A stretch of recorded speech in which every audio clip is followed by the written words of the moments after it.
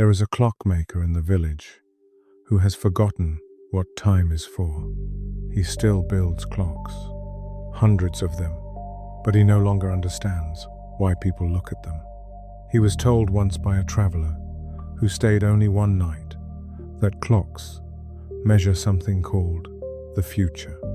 He wrote the word down. He has been trying to understand it for 30 years. Tonight, he builds a clock that does not tell time. It tells something else entirely. His name was Elias once. He thinks.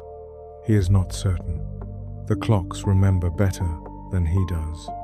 He built his first, at 19, for the church tower.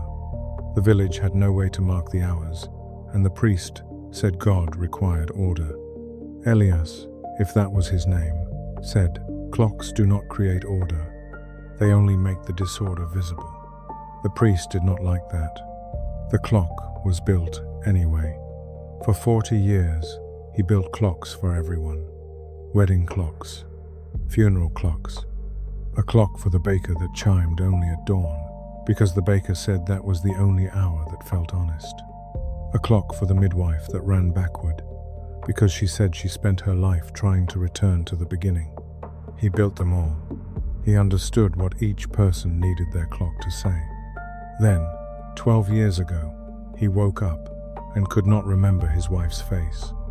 I will tell you about the clock he is building tonight, the one with no numbers. But first, you need to understand what happened when he forgot, because forgetting, for the clockmaker, was not like forgetting for the rest of us. When you forget a name, the name is gone, and you know it is gone. When he forgot, the forgetting itself became a clock, something he could take apart, something he could understand by measuring its absence. The blank-faced clock, I will show it to you in a few minutes. It does not tell time, because the clockmaker no longer believes time is what passes. He believes time is what remains, and that changes everything. He forgot his wife's face first, then her voice, then the fact of her at all. The village whispered. They said he was building too many clocks, that the metal dust had settled in his mind.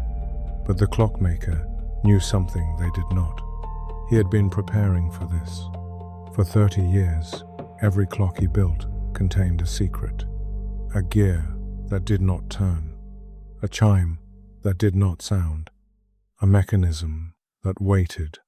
He built them as storage, places to put what he knew he would lose. The clock for the baker, the one that chimed at dawn inside it, a recording of the baker's voice from the morning his daughter was born. The baker does not know this. The clockmaker recorded it by accident, heard the baker speaking to someone through the wall, kept the sound in a mechanism that would release if the clock ever broke. The clock has not broken. The baker's voice is still inside, waiting for the wrong morning. He built clocks for memory, clocks for grief, clocks for the exact weight of a particular afternoon.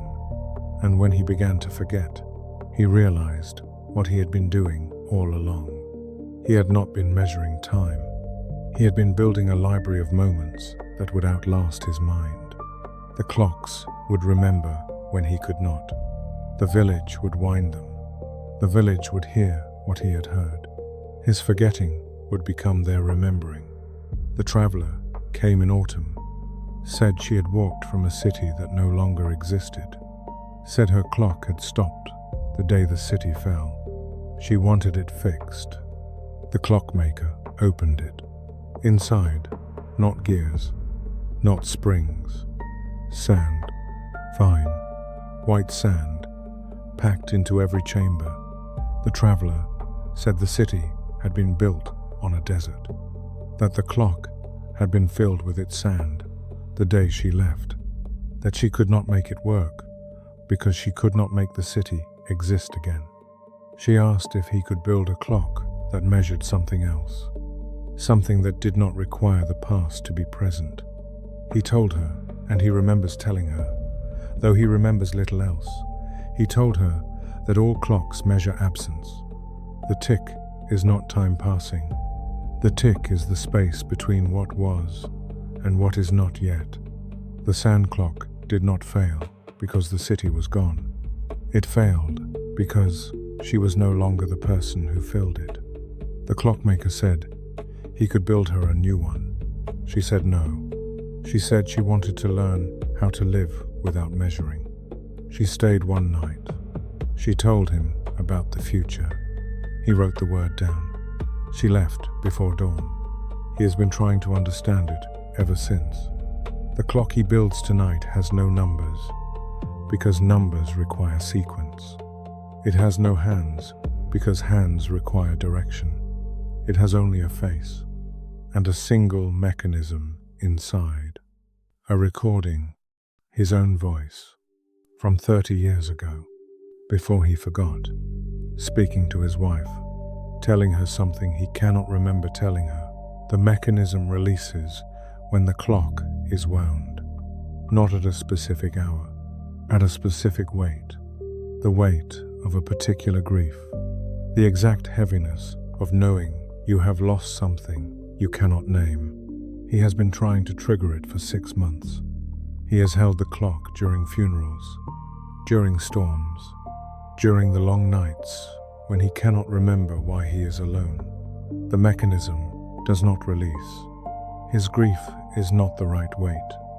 Or perhaps, and this is what haunts him, perhaps the recording is not for him. Perhaps the clock will only speak when someone else holds it, someone who carries the exact grief it was built for. He leaves it on his bench. Every night, waiting.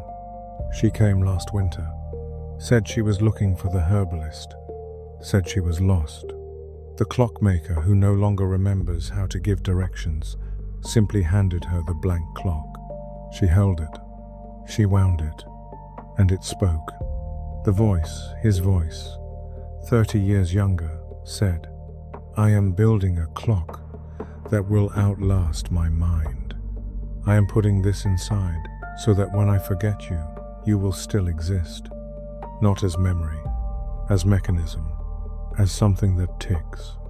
I do not know if this is love. I do not know if love is the right word for building a machine that grieves so you do not have to. But I know that you are here now, and I know that I will forget that. So I am telling the clock, and the clock will tell you when you need to hear it, when you are holding it in a workshop full of stop time, when you are wondering if you were ever real to me. You were. You are. This is the only proof I can build." The young woman who is not his wife, who is someone else entirely, holds the clock to her chest. She does not explain why she is weeping. The clockmaker does not know if the young woman was his wife. He does not know if she was a stranger who carried the same grief. He does not know if she was time itself, visiting to show him what he had built. He knows only this. The clock spoke, and in speaking, it proved that forgetting is not the opposite of memory. It is simply memory in a different form. The clocks do not replace what he lost. They translate it into gear, into chime, into mechanism that waits for the right weight of sorrow to release its truth. We believe that memory is ours, that it lives in our minds and dies when we die. But the clockmaker's workshop suggests something else. That memory is a craft, that it can be built, stored, given to others to carry, that we do not remember through mind alone. We remember through object, through rooms, through the weight of a particular clock in a particular hand, at a particular hour that no longer exists. The clockmaker forgot his wife, but the clock he built remembered her, and the stranger who held it heard what he could no longer say.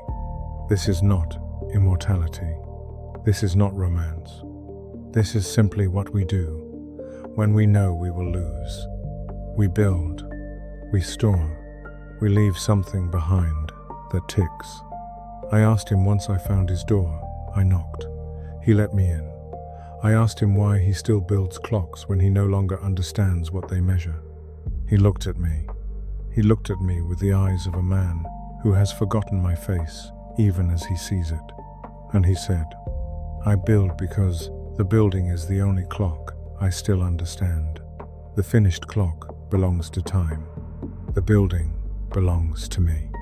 And as long as I am building, I am not yet finished, not yet stored, not yet waiting for someone else's grief to release me."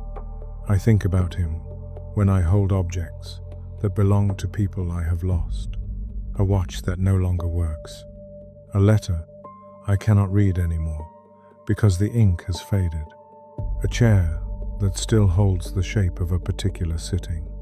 I think, these are clocks, not the kind that tell hours, the kind that tell us we were once different than we are, that we once loved differently, that we once knew faces we can no longer see. And the ticking we hear in quiet rooms, it is not time passing. It is memory, still working, still waiting, still refusing to stop. There are other stories, not about clocks, but about the same waiting, the same building, the same refusal to let the dark have the last word. If you have ever held something because it remembers when you cannot, there are other stories.